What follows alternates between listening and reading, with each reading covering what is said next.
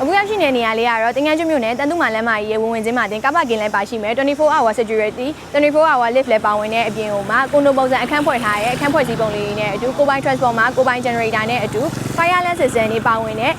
ကွန်ဒိုလေးတစ်လုံးနဲ့မိတ်ဆက်ပေးမှာဖြစ်ပါတယ်ဆိုတော့အခန်းတွေကိုအတူတူသွားကြည့်ကြရအောင်နော်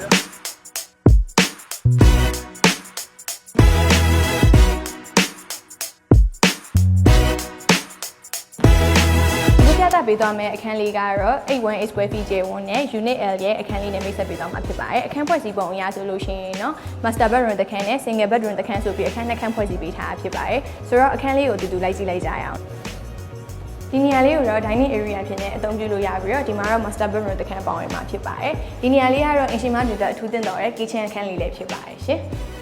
single bedroom တစ်ခန်းပေါဝင်ပြီးတော့ living room ကတော့မိသားစုတွေအတွက်ပျော်စရာကောင်းတဲ့အချိန်လေးတွေကိုဖန်တီးလို့ရမှာဖြစ်ပါတယ်။ဒီခန်းလေးရဲ့အသာချက်ကတော့ထောက်ခန်းလေးဖြစ်တဲ့အတွက်ကြောင့်မို့လို့အခန်းထဲမှာပြတင်းပေါက်ပါပြီးတော့ view လည်းကောင်းကောင်းမြင်ရတယ်။လေဝင်လေထွက်လည်းကောင်းတဲ့အခန်းလေးပဲဖြစ်ပါတယ်ရှင်။အခုထပ်ပြပေးမယ့်အခန်းလေးကဆောနာအခန်းလေးနဲ့အတူတူပဲဒါပေမဲ့ဒီအခန်းကနည်းနည်းပိုကျယ်တယ်။